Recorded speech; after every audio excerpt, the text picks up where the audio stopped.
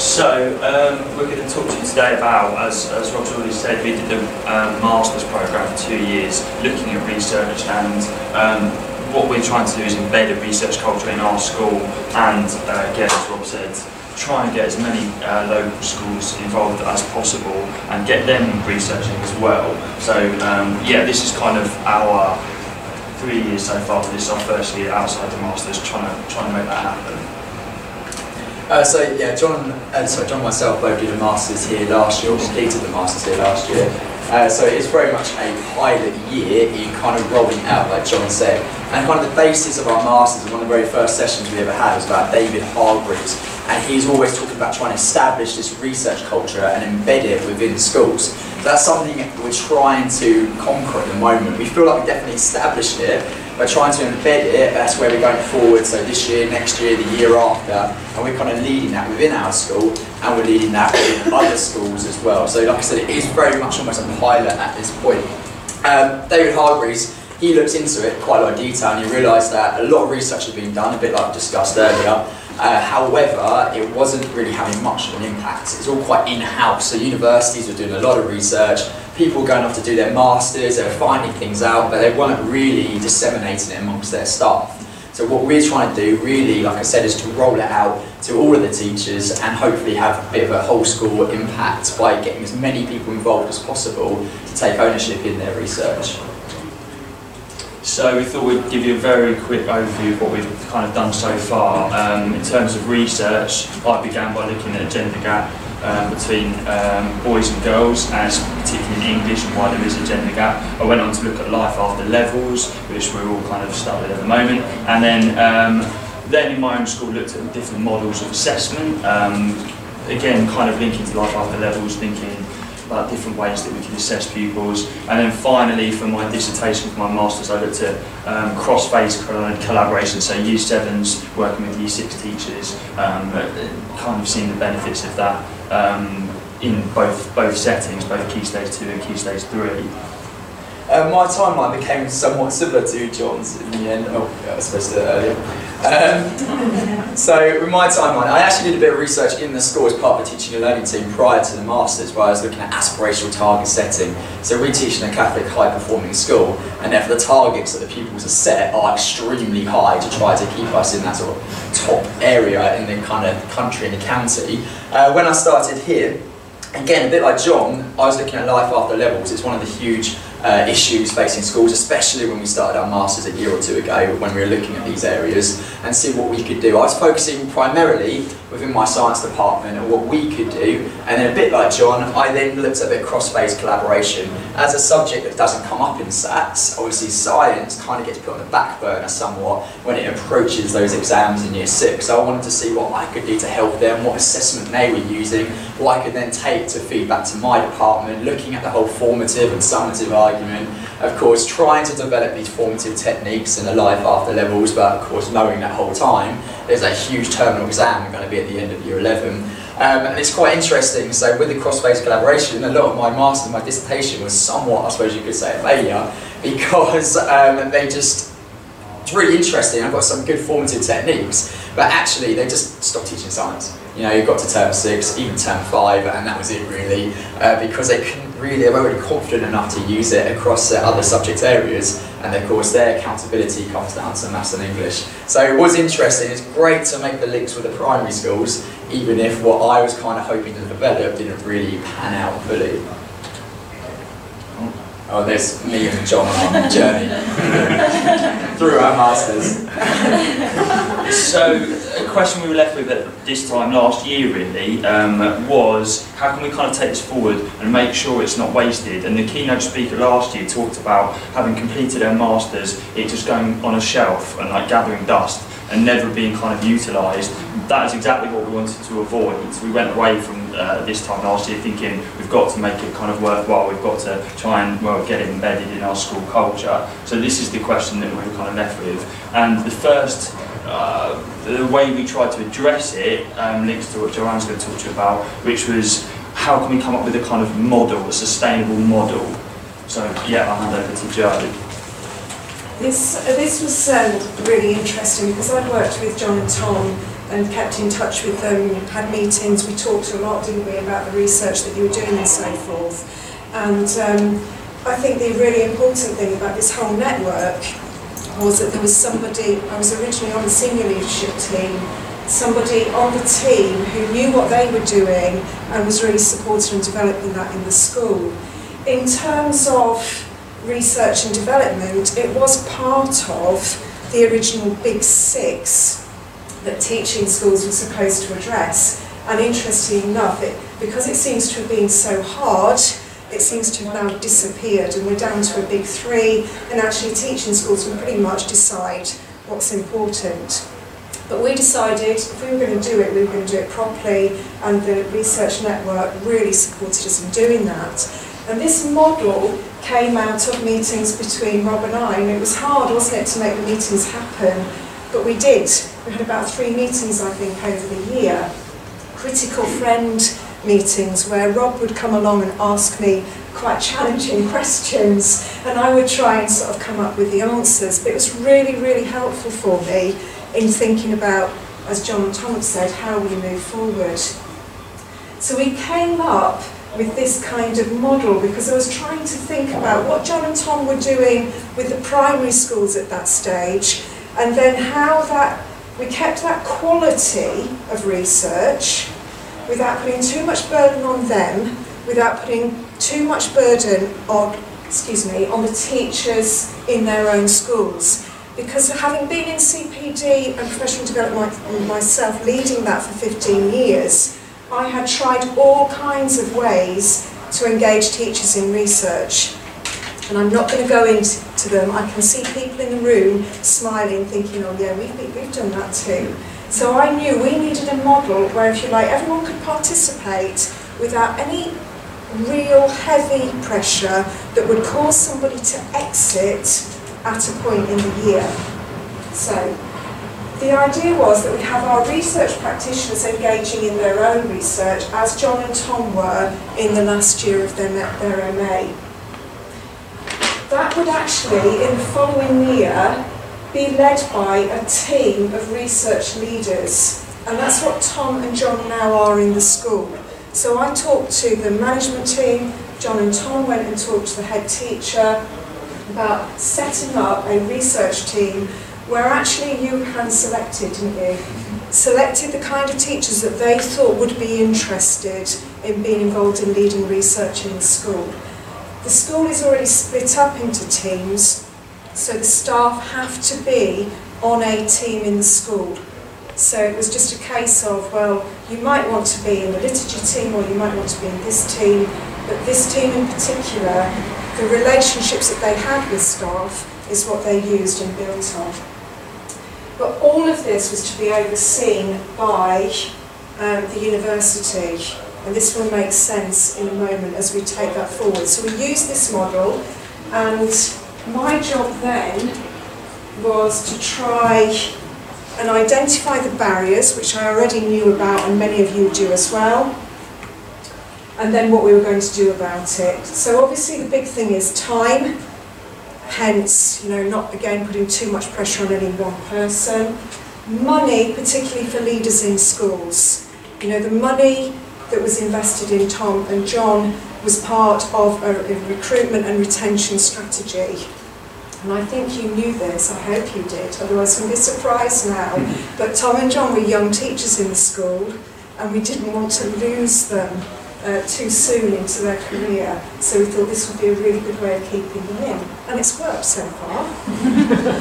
And then this other issue of teachers who are not confident. So teachers who actually are really interested in finding out about particular things that they're trying to work with, what's happening in their classes, but perhaps at this point in their career, they don't want to go on and do an MA, but they're happy to do the work and be supported by other people.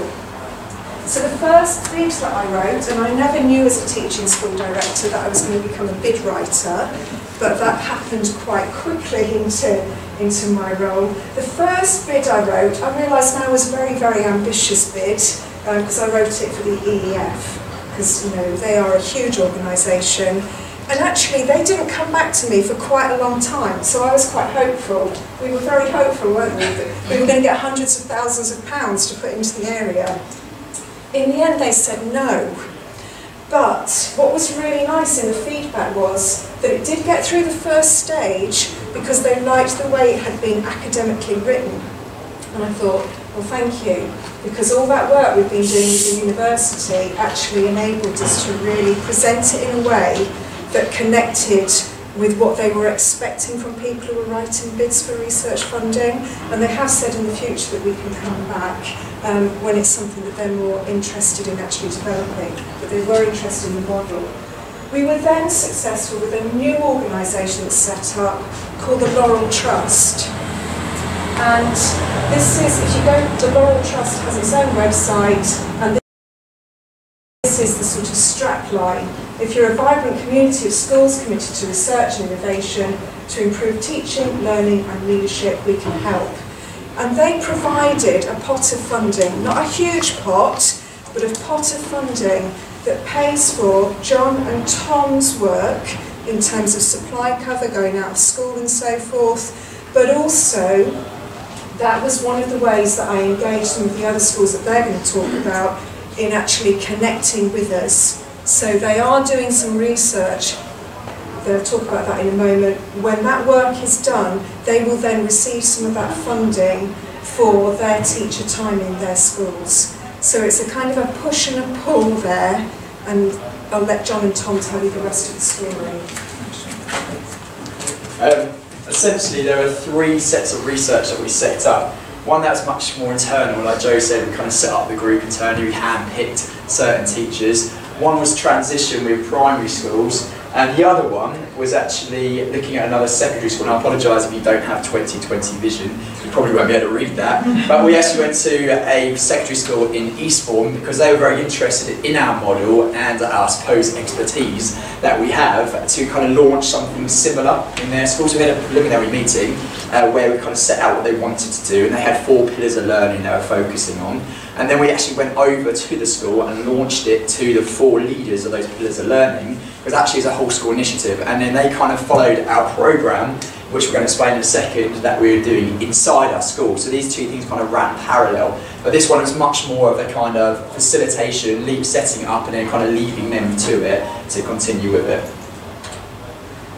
Okay, so what we did, as Joseph explained, we created a new team in our own school, and we knew from our research that it's important that research practitioners have autonomy. They choose what they want to research into. The caveat to that was that it had to be in some way connected to the school improvement plan, because at the end of the day we're trying to improve as a school always.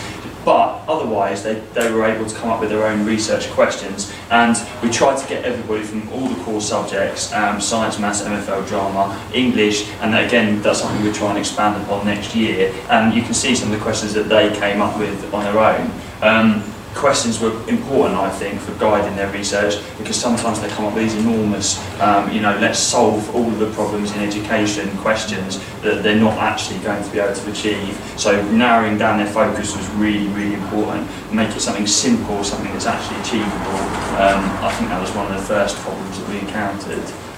Yeah, I think the maths teacher wanted to link PP to attainment, to his head of year status, to attendance, and it was like, okay, we need to refine that a little bit.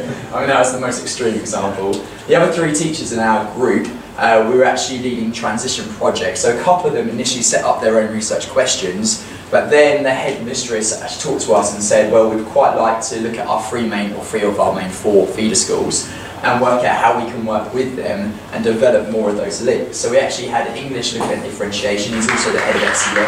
History, one thing that we're focused on in the history department, we're really concerned with how well primary schools were being able to use sources. So she's actually helping to develop kind of a transitional project where they look at source work in particular.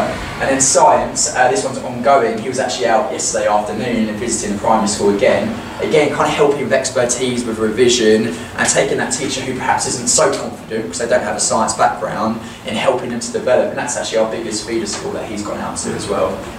So this is our model effectively. This is how it works in our school.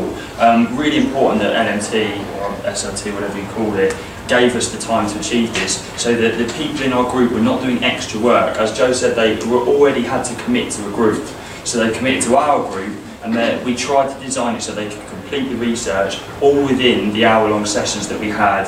We eventually had 6 meetings, although it says 5. And then there will be a presentation at, well, actually within the next few weeks, I suppose. So I think that's absolutely crucial if you're trying to establish a kind of programme in school. You have to give the teachers the time to do it. If it's extra work, they will not do it because they have other priorities. They won't necessarily see the importance of it. Once they begin engaging with it, you'll see actually they enjoy it. I'd certainly say if you ask our team members, they have found it much more enjoyable than maybe they expected, because they're researching things they're interested in.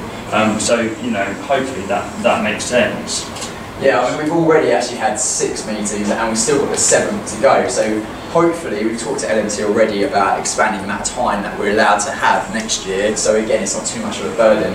So what we're currently doing on this term, now that Year 11 have just left and the pressure somewhat of most of the exams are out of the way now, is developing our poster presentations, and we kind of robbed that a little bit from Sussex, where each of the teachers modelled it, taken the initiative from Sussex, and they're going to actually develop, well, have already developed, and some are just finishing off these big kind of A2 posters that we can print out using reprographics, and we can present to LMT, and they can look at the research, they can almost help us what we want to expand on next year, and hopefully, I think we've definitely got 1 guarantee, but hopefully 2 or 3 can then present to the whole staff about their findings. It's much more a bottom-up approach, which I think a lot of the school will engage with. Yeah. So the Laurel Trust, as Joe's mentioned, is a separate thing, but kind of similar at the same time, because we're already doing transition projects with 3 of the members of our group, but this is more specifically for Tom and I. And what we did was we went out and met local primary schools, not feeder schools, both of them in particularly deprived areas, both with their own kind of school improvement plans, and we talked to them about how they might start going about researching again in their own setting. Mine is looking at how they can restructure SLT so that teachers can provide intervention for their most needy kids. So all SLT taken off timetable, and all they do is do intervention for phonics and for numeracy. And so I'm trying to facilitate them measuring the impact of that, also measuring the response from staff to that, you know, how they feel about LMT not having the kind of teaching timetable, and all that type of thing. And then we're at the stage now where we're going to hopefully present our findings in the next few weeks.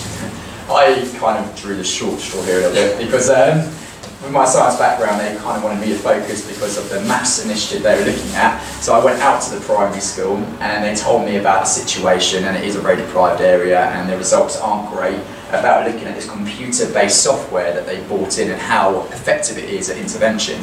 So they're looking at a Year 5 class, and it's 2 dual entry, so there's 2 classes. One class are going to do more of a paper-based traditional intervention, and the other one are going to have access to this computer-based intervention. And my job as a facilitator was to give out pupil questionnaires, to do a cold test, so kind of a pre-test on the content. They then have this intervention, this is supposed to be during term 5, and then a hot test, they called it, at the primary school, where they do the test again, but maybe some different questions, and another pupil questionnaire to see, well, did the computer-based intervention work better than the paper-based one, and what was the pupil perception of using this computer-based intervention. Unfortunately, and this is one of the issues that we started to realise when liaising with primary schools, because these are primary schools we have never worked with before, is sometimes communication, there's a bit of a breakdown, and I found myself in a position where I'm a little bit exacerbated because I'm constantly trying to find out where they're at. You know, I sent off the questionnaires, they did get back to me eventually, and I processed that, analysed that data. However, it feels a bit like I'm kind of nagging them constantly because they're not giving me any extra information. That's something that is a little bit of a hurdle that we're trying to overcome going into next year. So that's kind of now when my Year 11s again have left, I've got a little bit more time to try to facilitate that process. So, I mean, to kind of sum up, what we're very happy with, I think quite proud of is that we've come into contact with a huge number of schools. Within 1 year, we've started to branch out. We've just tried to disseminate research, and we've tried to get them researching, which was really what we aimed to do. So one of the questions next door was about how can you make sure that it's not just you know, you kind of doing research for your own sake. Well, actually, I feel like the model has been really important in helping us to branch out and kind of share and collaborate with other schools. And again, the university hat at the top there, kind of overseeing it all, making sure that our research is robust, that we're collecting data correctly, you know, and we're not just, I think there's always a danger in education that if you're kind of canny about it, you can make results seem however you want them to seem. And I think it's important you don't do that. So Tom has already talked about actually how sometimes it's not very successful, but that's just as important as when it is successful, because all you discover is a way not to do something. So I think that's important as well, that we're doing it properly, as it were. So we're finally looking at this action research spiral, which we borrowed from the university, where we're at the moment. So we've established this kind of plan, and we're observing, we're acting upon it in all of our initiatives, so the in-house research, external research. We're kind of at this reflection period at the moment, where we've done it now for pretty much for the whole year. We've got a few more weeks to go. And then going into next year, looking at the Laurel Trust, looking at our partnership with the other secondary, looking at our in-house research, where we want to tweak it, and then we go round again, and hopefully year on year, we'll develop and improve this initiative. Okay. Yeah, next step. So we're going to try and continue some of the projects that we've already started this year. Some teachers have said they don't want to carry on because they've got other things they want to do, but what we're pleased with is some teachers said they found out some research and they want to keep investigating. That's the point of action research, really, to provide an intervention, to keep measuring. So we're really pleased about that, particularly in MFL and science. And next year in September, we're going to lead an inset and hopefully encourage more people to join, because our ultimate aim is to get more members, get more people to stay on until we're the biggest group in the school, all the other groups have to close, and everybody is a researcher. You know, obviously I'm exaggerating, but that's the idea, to expand as much as possible, getting as many teachers as possible involved in their own research. Look at the last slide. So yeah, okay, Tom's last slide. Thank you. Yeah, thank you very much. Thank you.